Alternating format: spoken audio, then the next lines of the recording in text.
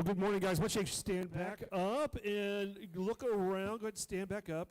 I know you need permission to do this, so there you go. Now sit down. Now stand up. No, okay. Hey, why don't you find someone you haven't greeted today? Tell them happy fall, y'all, and give them a nice handshake or high five.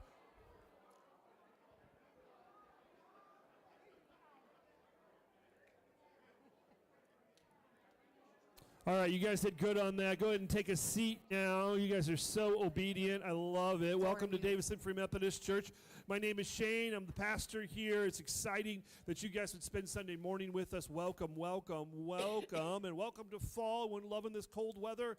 Isn't that great? I know we had to actually service our heater and boiler, and that's always the sign that, hey, we've crossed over almost to the dark side of winter, but we're not there yet. We're going to celebrate fall. In fact, I encourage you guys to come back next Sunday for our fall flannel service. Who has your favorite flannel?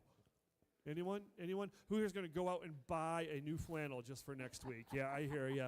I'm looking for that excuse too. Maybe I want to come wear flannel pants. How about that? Flannel Pants Sunday. We should do one of those. Hey, we love flannel. We love fall. And the reason we do a flannel fest is not to dust off all that old flannel, but actually to celebrate everything fall. We will have fall flavors. We'll have fall smells. We'll have fall images and pictures and theme. We're starting a brand new series next week. So it really is a great opportunity for you to come on back next week and also invite a friend. Who here has a friend? Okay. About half of you. That's why you come to church, right? Hey, I'm hoping to make some friends. So those that do have friends, why don't you invite them along? Murray, right here, Murray's waving at us, and Murray's going to walk out there and grab one of these handout cards for our Flannel Fest for next week. And we'd love to have you guys take these and give them to that one friend that you just notified that you're going to invite for next week. If you don't have any friends, maybe this is a great way to make a friend, right? So go ahead and invite them next week. We're going to have some great food and flavors and kick off our fall series next week, so you won't want to miss that. Grab a card, grab a stack of cards, pass those out for next week for our Flannel Fest. If you're new to us, if you're checking us out today, thank you so much for being here, whether you're online or you're in person. It means a lot that you spend some time with us. We'd love to know who you are, what's going on in your world. Or if you're a regular here, you've been here many, many years, we still have something that you'd like to share with us. The best way to communicate is through our app and through these connection cards. You can use those online or in person. That's the best way to do that. So stay connected with us. A couple things we got going on that you need to know about. We have a step study. It's an intensive, I think it's a 24-lesson step study. You won't want to miss this as far as an opportunity to gather through your hurt habits or hang-ups, and it's a great way to do that. Starts tonight. If you want some more information on that, you can see Bailey. Bailey's right here. Raise your hand. She'll be out in the foyer on the way out. She'll answer all your questions, get you signed up, and be a part of that. That starts tonight. Also, we have Celebrate Recovery. Meet here every Tuesday. If you haven't been there, if you want to invite, if you have something in your life that's been kind of dogging you, this is where you need to be.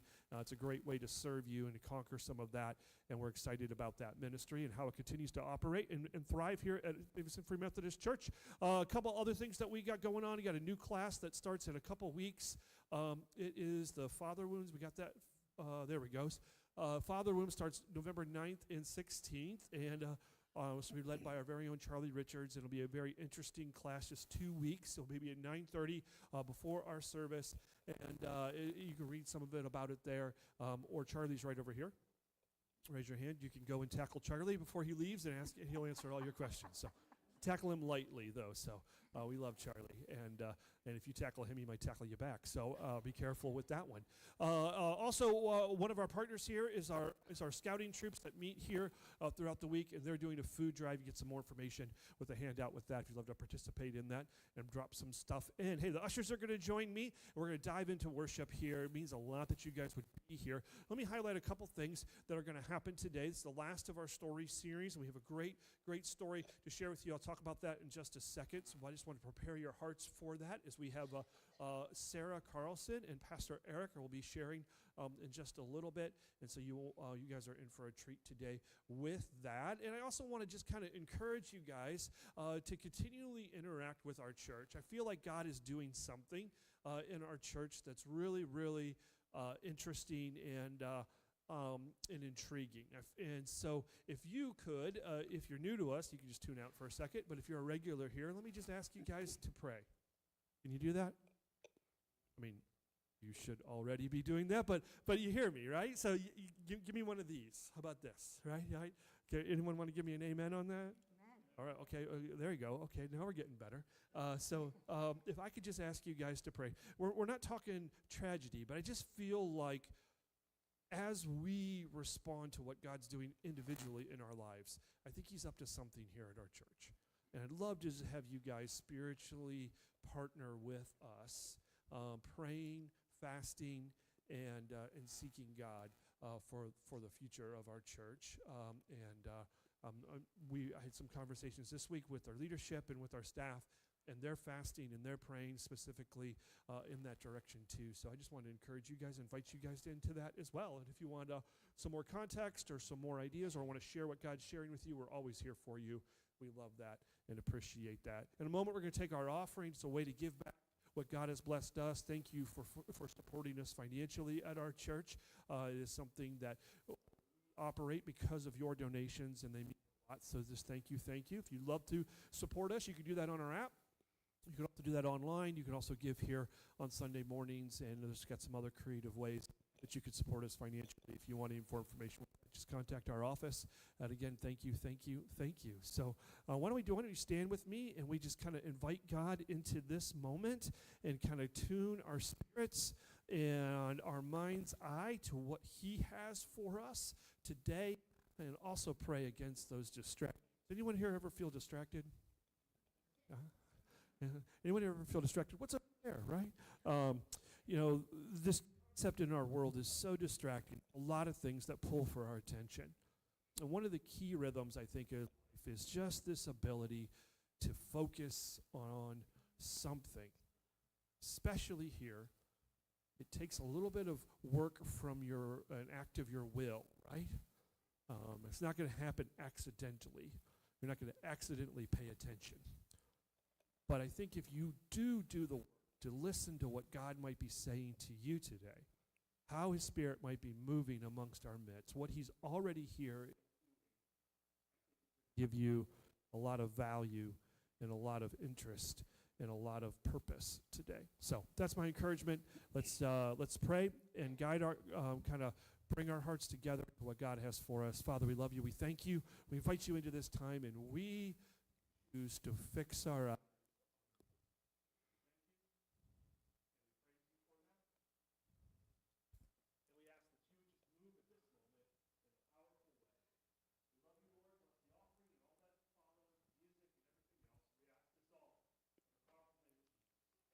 Amen.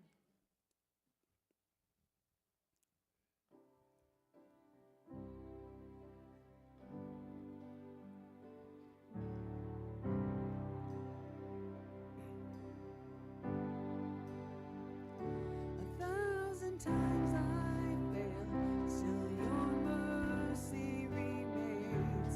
Should I stumble again, I'm caught in your grace. Everlasting, your light will shine when all else fades. Never ending, your glory goes beyond all fame.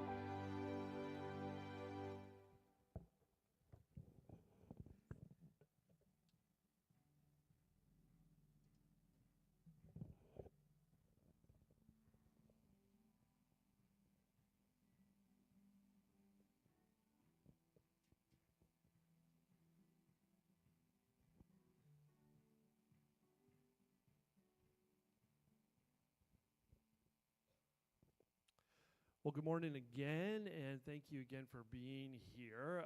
This is the last of our series that we have done for the past few years called This Is My Story, and it gives us an opportunity to listen to a different voice. I know I've been teasing you every week about how much you guys enjoy this because you don't get to hear me. But really the best part about this particular series is you get to hear someone else's story. And the important part about the story you're about to hear is really its unbelievable authenticity and honesty. There's something about being true and honest with ourselves that really helps us understand the bigger story that God is writing in our lives. If you lie to yourself, if you're not being honest with yourself, then chances are you're not going to be able to find what God's story is in your life or what his purpose is in your life, because it's honesty in knowing that really does bring us in. And one of the things that I just wanted to share with you real quickly, and I'll turn it over to our storytellers today, but as you reflect on honesty, I was really thinking as I heard Sarah's story. She'll be sharing in a second. This is Sarah Carlson. Everyone give her a round of applause. Thank you, Sarah. Woo-hoo. This is Pastor Eric. You know him. He gets a round of applause too, but there you go. Sarah's was bigger. I just want to point that out. So it happens. If Mary got up here, you would applaud her a lot more than you applaud me. I get it.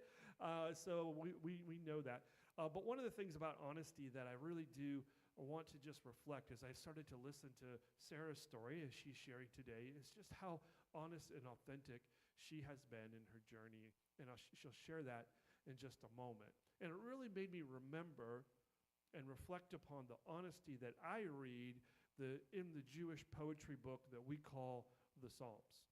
And if you read through the Psalms, you really do get this overarching sense of honesty. I mean, some of the things in the Psalms are a little tempered, and we think, oh, that's the Bible, so we kind of read it in a better light. But it really is like, hey, God, why aren't you killing these people? You know? Hey, God, why are you so unfair? God, where are you? God, I don't even know if I like you anymore. And this level of honesty really does come through in a powerful, powerful way. And again, I want you guys to be honest with yourselves as you listen to the story, honest to what God might be sharing to you through the story that is told today. Because of this is the truth. We put that slide up that says, in hearing someone's story, you discover yours. And I think today we'll probably hear a story that you don't get heard very often in church. And I think this story is very, very important for us to listen to, and hopefully will help guide you or guide someone that you know closer to what God's doing in their life. So I kind of set it up with a lot of pressure, so now you guys gotta fill in and do it, but they will do great. Give them another round of applause, Eric and Sarah Carlson. Thank you. Can you guys hear me? Well, good morning, church. Is my microphone unmuted and working? Hello? Good Can you morning. hear me? Oh, you can hear me. Okay, this is good. We really only need to hear Sarah this morning, so. Well, I just want to take some of that pressure off and invite us to open with a word of prayer. If you want to take your hands open and just rest them on your palms, I'll pray for us. God, we thank you for this morning, this time, this opportunity to come and to gather. I ask, Lord, that you would open our ears to hear and eyes to see the lessons that you have for us inside of Sarah's story. We thank you for Sarah and her willingness and courage to share what you've laid on her heart. May you give her the words, and may you bless us all today. Amen. Well, Sarah, thanks for sharing your story with us today. Why don't you start by telling us about your childhood growing up in church? Sure. Growing up, church was a really huge part of my life. The people in it were really great, and I remember having a lot of fun when I was a young kid at church. Is there feedback for you guys too, or is it just up here?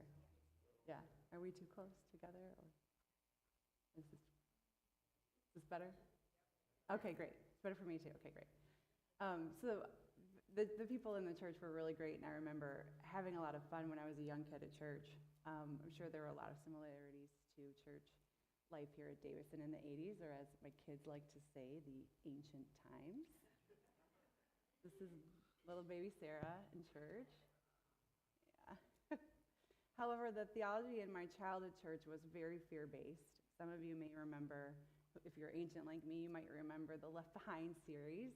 And I never did read that series or watch those movies, but from what I understand of it, I was very held captive to this way of thinking about God, like a taskmaster, very end times, very turn or burn, or go to hell for all of eternity. Quite literally, this theology was what I was given as a child. Yeah, as someone who grew up here at Davison Free Methodist Church in the 80s, the ancient times,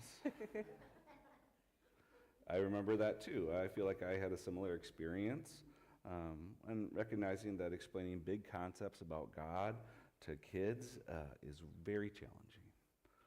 But how did that make you feel? It was really terrifying. As a kid, it created this type of teaching created an environment within my brain that was just riddled with fear, guilt, and shame. I was constantly scared of sinning, scared of not being good enough, and I was just absolutely terrified of God's judgment. I was also really confused about how God's loving side fit into things. I know my Sunday school teachers kept telling me that it was there, he was loving, and things were not works-based, because you could be a good person and still go to hell. And that never really tracked with me. How is that loving? How is it that a loving person doesn't know God? How is it that a loving God would send a good person to a place of eternal torment? I also remember being really consumed with spiritual warfare because it was a central focus for that church, specifically the notion that Satan or one of his minions could possibly be lurking around every corner or in every non-Christian music CD, just waiting to trip me up and take control of my thoughts. Don't let the devil get a foothold, or you'll be yet another soul lost to Satan. And the footholds I was told to stay away from were things like secular music and TV, yoga, meditation, and above all things, boyfriends. As a parent, I can recognize that the intent behind this teaching was to help me stay away from ungodly things and protect me. But the end result was just a deeply rooted weed of guilt and shame and a gross misunderstanding of God's vision for my life. Yeah. I too remember throwing out a lot of dollars worth of non-Christian CDs multiple times throughout my growing up. Same. And beyond that, it felt really confusing to hear that God is all powerful, but also you have to watch out for this other evil being as if he had equal power. I remember crying in my bed as a kid several nights, just hoping I had gone through every single action from my day that could possibly even have come close to counting as a sin, so I didn't get caught in some trap and therefore be condemned to hell for all of eternity. Yeah, I had similar experiences as a child. What questions did that bring up for you? I remember asking that if tattoos were a sin, why is it not also a sin that the men in the church were shaving their beards? Because it's literally in the same passage. You must have been a ton of fun in Sunday school. How was that question answered? I was fun. Thank you. Let me fix my shoe here. But it was not answered, or at least not answered very well for me. I felt like I was given some non-answer about how some parts of the Old Testament are relevant today and others are not. Well, that sounds unhelpful. What else sticks out to you from this time? It was not helpful at all.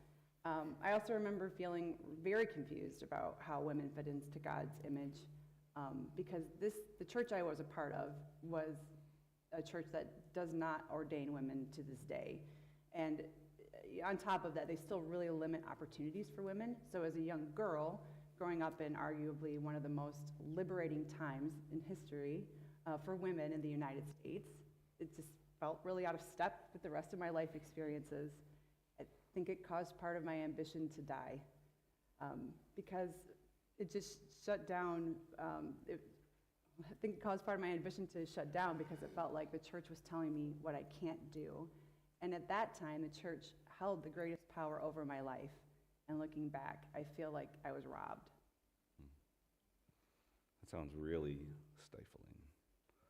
And I'm sorry that you weren't taught to live into the fullness of who God created you to be. Was there anything positive you remember from that time? Yeah, there were some bright spots. I was part of a group called Teens for Christ. Some of you may remember that group. We even sang in this very sanctuary. I think it was orange at that time. Mm-hmm. This is actually sunshine, but this was our group. I got that little arrow to me, and that's Brad Lockwood. You might remember him. Brad Lockwood was the leader at that time, and he was amazing. He was kind and genuinely cared about us, and Brad gave me a different vision of God, one who is my friend and who is on my side telling me what I can do, a stark contrast to the church I grew up in. He also showed me that sometimes it is beneficial to choose to give up things that do not serve us, like maybe some very inappropriate music or what have you, not out of guilt or shame, but because you are choosing a better way of living. Everything is permissible, but not all things are beneficial. Look at you quoting scripture. That's 1 Corinthians 10:13. Another great thing from that time is I met this real cute boy named Eric. This is us from high school. Well, that really worked out for you. Sure did. What about young adult Sarah? How did your experience with the church evolve? As a college student, I started spending my summers in Virginia Beach pretty much straight out of the gate. I immediately found this church and small group that I really loved. It felt vibrant and alive, and the small group hung out all the time. We went to each other's houses, we went out to dinner, we played beach volleyball. And over time, I just started noticing things that didn't sit right with me with this group or this church. I noticed that for many, the point of going to church seemed to be on achieving a feeling rather than deepening the relationship with God or worshiping Him. I remember thinking that these people were singing praise songs to themselves. It really disturbed me. I thought, is anyone in here genuine? Does anyone actually want to explore their faith, or are they here for the social element? Are they here to find a date for the weekend? Well, it is important to be equally yoked on your weekend dates. We'll just move on from that comment. On top of that, there were some issues with the church people not respecting some boundaries I'd laid down. This church was pretty Pentecostal, and so they liked to lay hands on each other's to pray. I remember it steamrolled pretty quickly from this point of like, let's pray, to let's put our hands all over each other. And I was really uncomfortable with it, and I would speak up about it. But it got to the point that I had to make a personal space bubble in advance of prayer time. And eventually, anytime we hung out with especially certain guys from this small group from church, I would be like, hey guys, my personal space bubble is up today. There it is. This is an AI image. But the funny thing is I did find a picture of me with one of the main offenders, and AI was able to remove that person and make a weird image of me in a bubble with crazy eyes. But it did make me crazy. But mostly I remember from this time, when I talked to people about it, like leadership, I was mostly met with ridicule, even by the leader. The leader was among the offenders. I had to fiercely defend my bubble, along with my best friend and other women from the group, in order for it to be respected. So a few of us decided that we would talk to the lead pastor about it, because it was kind of getting out of hand, and we were basically dismissed and said, this is just kind of how things work here, so get over it. And in the end, I felt really violated and unprotected. I think it's really important to pause and reflect here that the only place in my life that I felt up until this point like I was robbed of opportunity or like my boundaries were consistently violated and not protected by the authority was the church. And that is an absolute shame. The church should be the place where I feel the most opportunity and the most safe, and I didn't. As a contrast, when I look back in nearly every other area of my life outside of the church to that point, I remember feeling empowered by women and men in my life. I think of school teachers, the volunteers in TFCs like Brad and Kathy and Jim. I don't know if you're in here right now. And other people outside of the church who encouraged me to find the right path for me, not to stay on the path laid out for me by people who never truly saw me for the unique person that I am. And that's such a shame, because the church is supposed to be that safe place that affirms who God's created you to be and encourage you to live into that fullness. For sure. During that time of going through all that struggle, you and I reconnected after college. You might remember that. I do. We were both struggling with our own church issues, in fact, and that shared experience brought us closer together. So close, we ended up engaged within that year. It took me almost 10 years, but we finally got there. Apparently, I don't pick up on hints very well. Apparently not. Anyway, we got there. Yeah. Eric recommended I read some books by Rob Bell, which really opened up my eyes to an expanded way of thinking about God and my faith. Shortly after we were married, we moved to Virginia, and we found a church plant called Poema. Can you tell us what made your experience at Poema so different?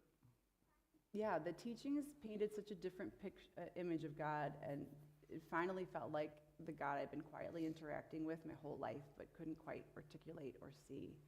It just made sense to me. And the people of that church spoke life into me, encouraging me to pursue my best, even leaving my job as a school teacher because it wasn't a good fit as an example. I felt very seen, and it was refreshing to have this happen within the church. That was a really beautiful season of life.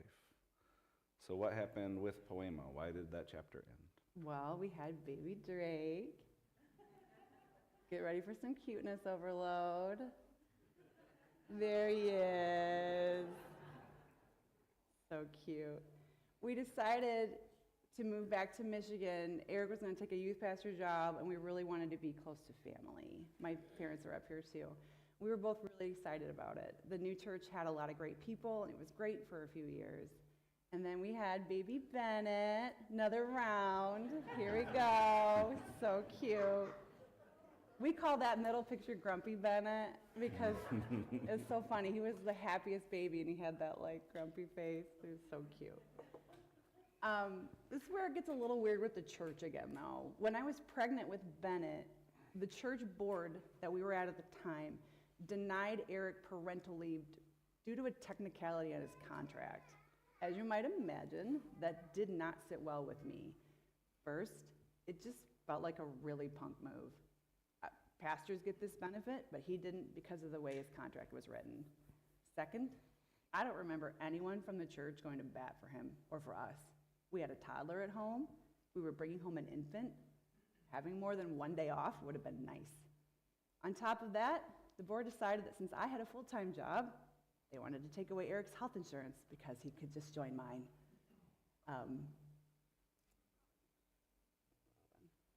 I was really furious about that. Not only was that reducing his salary package, but adding an adult to health care is a significant increase in charge.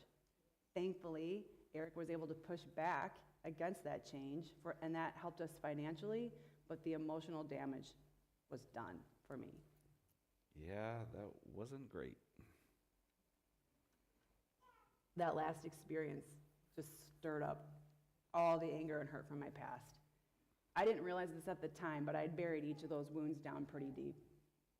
And they have been growing into this elaborate root system within me for years. Now, it was starting to grow into this toxic plant on the outside, which eventually grew around me like an angry, pokey, protective hedge. And then I went just like deep into hiding in a really dark place. And if I'm honest, I really started to hate the evangelical church. So, how did all of this affect your relationship with God? Boy, hold on. That got kind of complicated for a while. I just blocked it all out, like total rejection.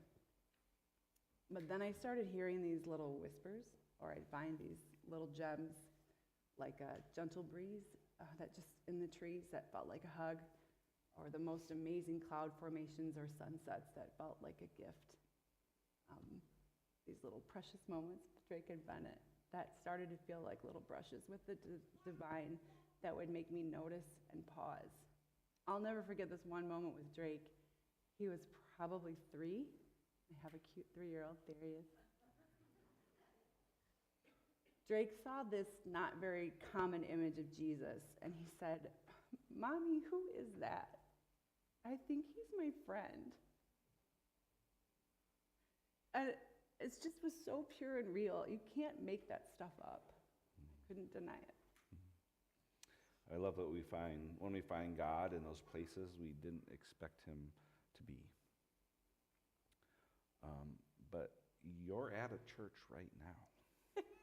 Yes, I am in a church right now. So how did you end up back at church? That's a really good question. As you are aware, you had to complete an internship to complete your Master of Divinity. I've noticed this theme in my life. It took 10 years for Sarah and I to get together, and it took me 10 years to complete my MDiv.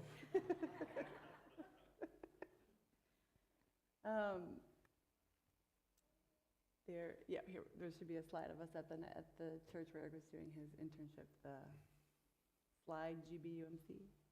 There it is. There's Rima. You can see her with us. So Eric was doing his internship at this church, and I was not excited about it. But I went along with you sometimes, and I appreciate that you didn't push it. At first, I was incredibly guarded around the people. I was very hypervigilant of the children's curriculum, expecting the same old issues with theology and people. I wanted to protect my kids from being given the same fear-based theology that I was given. And I wanted to protect myself from people with poor boundaries or people who do not treat their church staff or their staff families well. But what I found is that the teachings of that church were focused on God's love, and the people who attended there were very kind and loving. So in hindsight, I didn't have to have my guard up around anyone there at all. During that time, you broke your knee in the most spectacular way. I also remember this event. The specifics of that story are for another time, but also maybe don't ride an electric scooter if you're over 35. But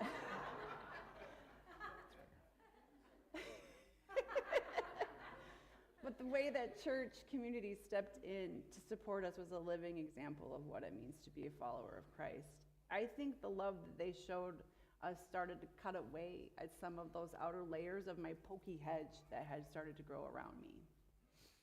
So what happened? Well, despite that, I found myself very apathetic to church still. Those angry roots are so mature and deeply rooted, you guys, and I have buried myself deep in the void. You expressed interest in finding something different, so we decided to try Davison so we could be with family. So we've been here 2 years. How's that going? Well, Shane's sermon, don't make me want to vomit, so check. They're actually pretty thought-provoking and interesting, so we'll give it a check plus. The children's ministry and youth ministries are really good, and if I'm being completely honest, I'm still working through a lot of things and learning to trust the church and its people again. So you're surviving but not thriving. What are you doing to pursue thriving in your relationship with God and the church? I know the answer I'm supposed to give on stage up here would be that, like, I've been praying and reading my Bible, but wrong. For the last 2 years, I've been focusing on my health, nutrition, exercise, meditation, and therapy. And it's almost like focusing on health has started to make me healthy. You don't say. I think sometimes that we forget that God is concerned about all the areas of our life, our health. That God created our bodies to be healthy, that he wants us to find health, body, soul, and spirit. I know, right? Who would have thought? In writing out this journey, I can see how God has used my pursuit of health as a connection point with me. During some meditations this past year, or some of you may think about this as a listening prayer, I've seen 3 vivid images of my past selves in church at different stages. One is me as a small child asleep. The second is me as an older child, and I am hiding and crying in a church stairwell with my face down on my knees. And the third is me when I am a little older, just frozen like a statue. For a very long time, I was just trying to force these visions to resolve by imagining me becoming a warrior and rescuing each Sarah with weapons and more anger. But frustratingly enough, it just never stuck. I kept repeating the visions over and over. It was exhausting and frustrating. Anger, weapons, doing things solely in our own strength is often not enough. And I think the truth is that we need God to help us through our hurts. Yeah. My therapist really challenged me to identify some of the issues that were keeping my anger alive so I could deal with it or drop it. I'm not going to lie, you guys, this is really difficult because hate is deceptive and can make you believe it is there for a reason and deserves to stay. Ultimately, I realized I was mostly battling with myself. I had to face it and let go of the hate in my heart. Hate has no home in my heart, even if at one point I felt like it was warranted. But he sure has been difficult to kick out. I think we're all battling with ourselves. Yeah. So I'm working through it. I'm happy to talk about some of the specifics of that journey after service if anyone is interested. But for now, we'll leave it with the fact that I've been doing some difficult mental and spiritual work that has really paid off. One of my favorite Peloton coaches reminds me that we have to stop equating struggle to punishment because intentional, purposeful struggle yields way more growth than progress than ease. Remember those visions I saw at the start of my healing journey? Sleeping Sarah, hiding Sarah, statue Sarah, and I was trying to save them by adding in even more anger. Well, one week at church here, I started seeing Jesus just sitting with the Sarah who was hiding on the stairs deep in the void. He just had his arm around her. He was just quiet, sitting with her, as if he'd been sitting there for years. Because he probably was, and I just didn't see him. We sat there like that for a long time, several weeks, I'd say, maybe even a few months. And then one time, I just lift my head and to look at him, and we stare at each other for a while. He smiles, and we hug for a really long time. Eventually, we get up, and we walk away from the stairwell together. We walk to the very young, sleeping Sarah. Jesus gently picks me up and holds me for a while, waking me up. And then he sets me down so we can walk away together. The smiles as we walk away are so huge, you guys. Then we head towards the statue Sarah, and we all just stand there looking at her. And I don't mean to leave you all on a cliffhanger here, but if I'm completely honest, I am still working on this one. I don't see how it resolves yet, and I very much feel like I am still stuck in this hardened version of myself. I'm still working through anger towards the church. It is getting better, but it is not gone yet.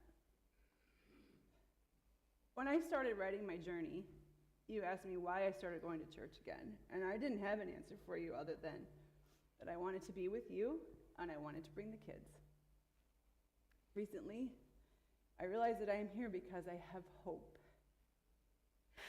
I have hope that God is working within me to soften and restore me to the true version of myself.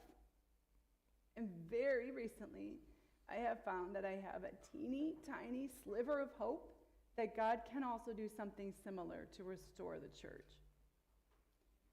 So to all of you listening today, especially if you find yourself wounded or in a place without light or hope, May this story serve as a reminder that Jesus is already sitting with you while you are in darkness.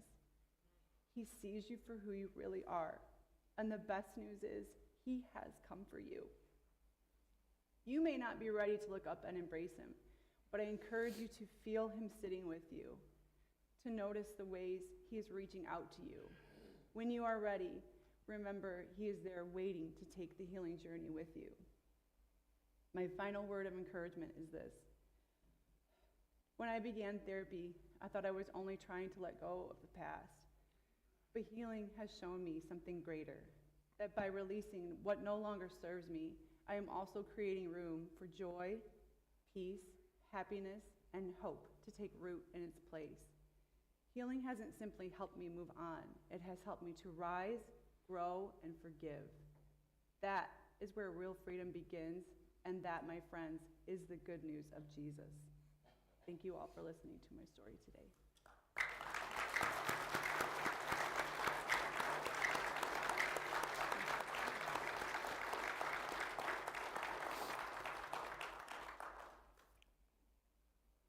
Well, I want to invite the band to come up.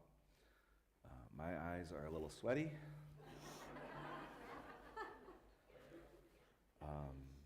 But I just want to encourage you, if you heard yourself in Sarah's story, if you have that pokey hedge of anger up, or if you feel spiritually asleep, if you're reconstructing your faith, if you're coming back to Jesus, we here at Davison Free Methodist Church, we want to be that place where you can ask questions, where you can explore your hurts, and where you can find health. Maybe you heard yourself in Sarah's story and you've been in a church like that. We don't want to be that church.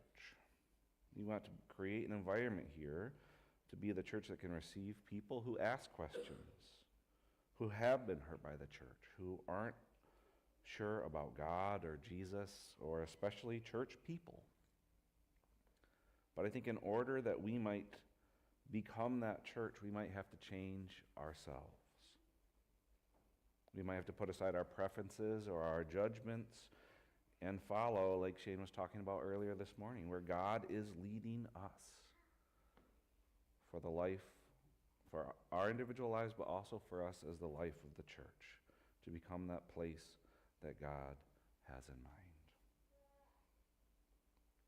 But as in Sarah's story, I think that God is with you today and is continuing to do that healing work in your life. Amen.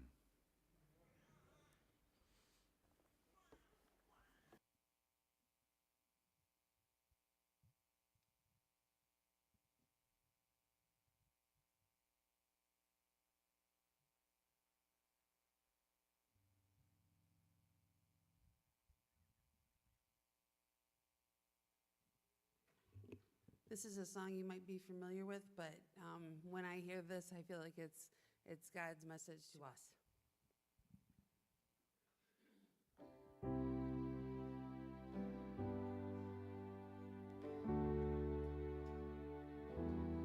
You are not hidden. There's never been a moment you were forgotten. You are not hopeless. You have been broken, your innocence stolen. I hear you whisper underneath your breath. I hear your SOS, your SOS.